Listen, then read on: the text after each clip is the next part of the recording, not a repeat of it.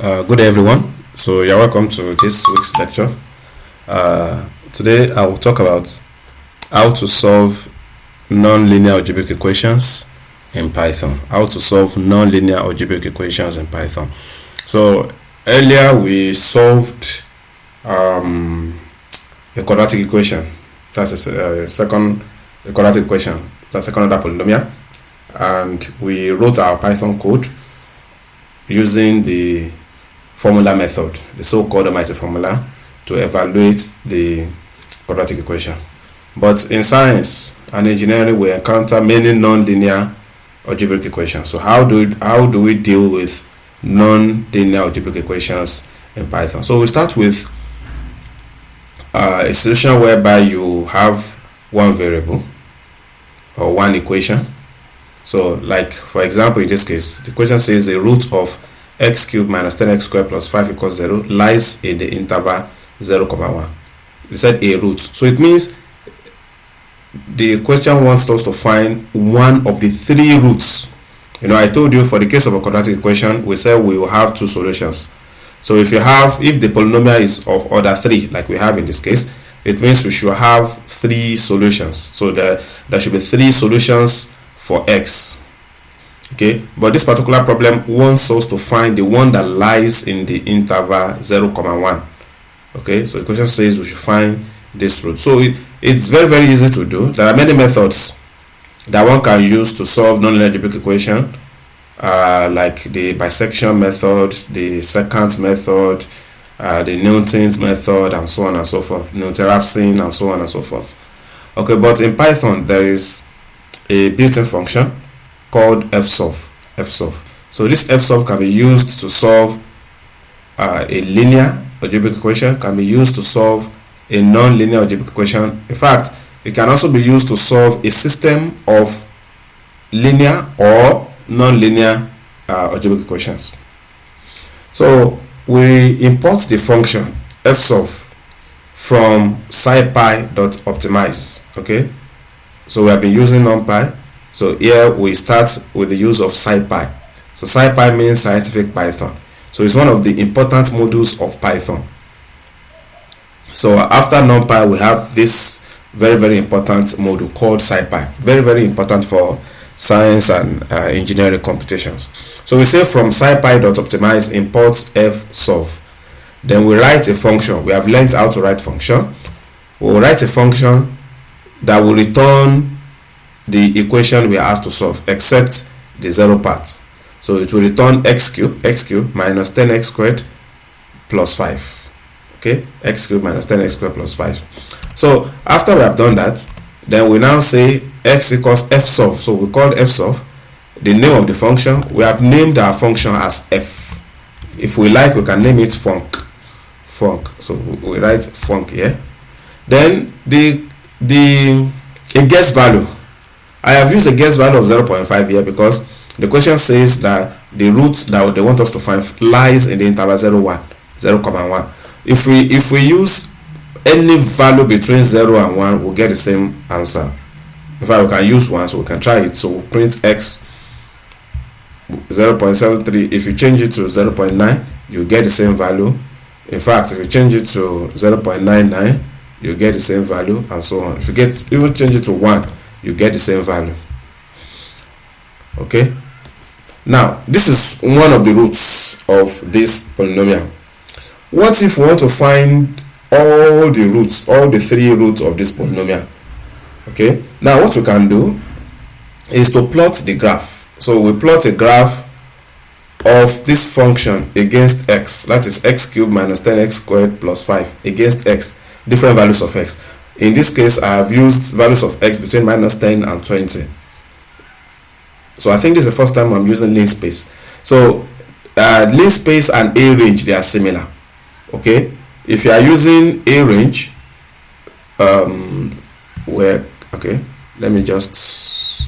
so if you are using a range, okay, you have the start value, the end value,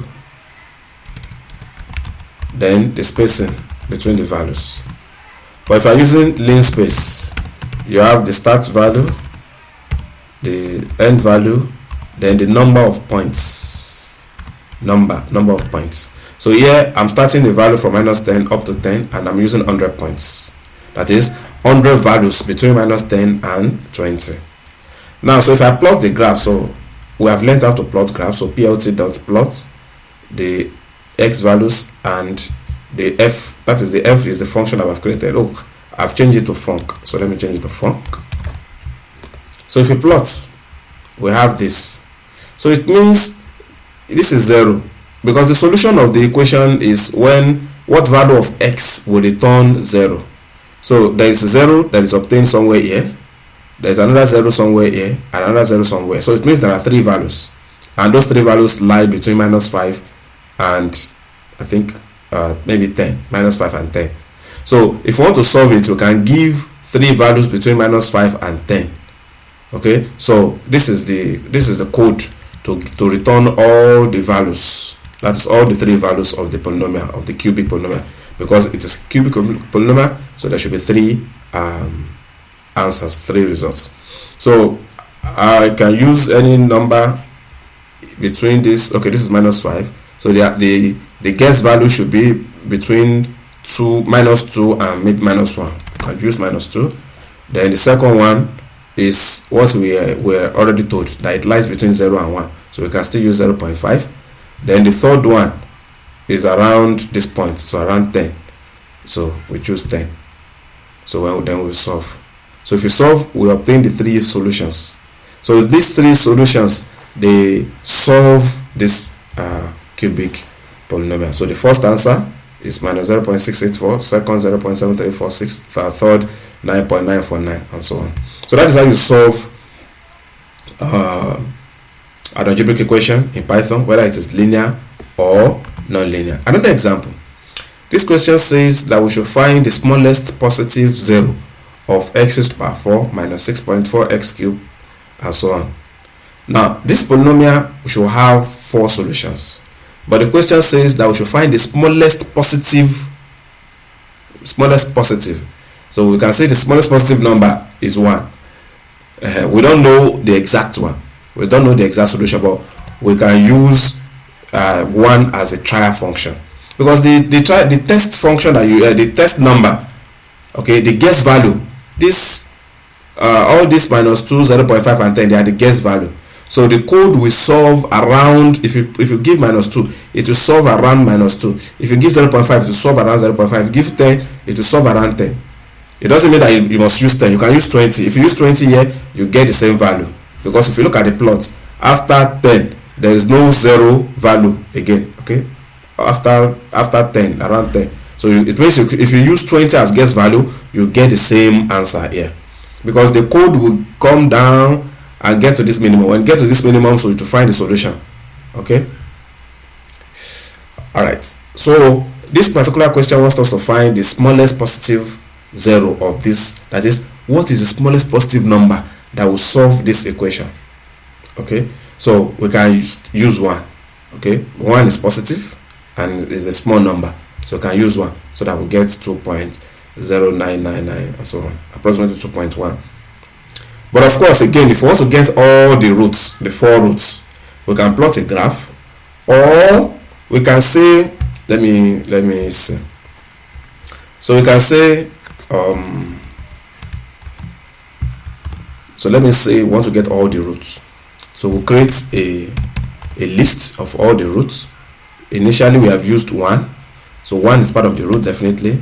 So we don't know if we have negative value, so let's say -20, another -1, a small value of negative value, then maybe 10, 50, 100. So let's see the solutions. If we obtain the same solution, so it means, well, of course we can have repeated solutions. Let's just use this. How many guess value? 6. So let's solve. So it means this 4 here, so we have -1.8 is a solution, 4 is a solution, 2.01 is a solution, 2.1, sorry, that is 2.09999 and so on is a solution. So these are, so 4 is repeated, so it means 4, so we have 1, 2, 3, So we have 3 solutions. So I think that's all we can get. If we use 1000, yeah, as guess value. So I think it's just, okay, let me see, 100.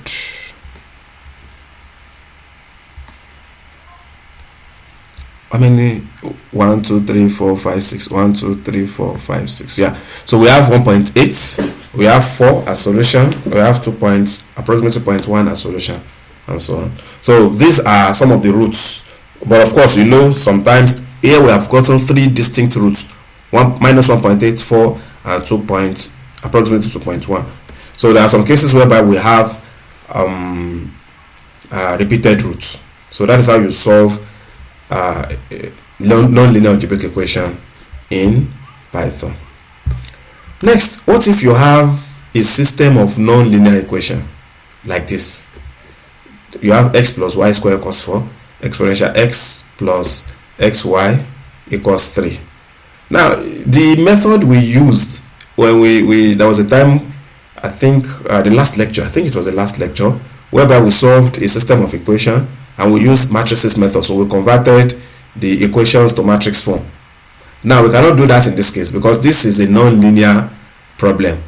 So there is no way you can create a matrix out of this. So you have to solve this problem like a system of non-linear equation. So how do you do that? Very, very simple. Create your function again. The first equation, you can call it EQ1. X plus y squared equals 4. X plus y squared. So you now take, so what you do, let me write that again. So what you do is that you rewrite the equations. So the first equation is x plus y squared equals 4. You now write that x plus y squared minus 4 equals 0. Okay? So then the second one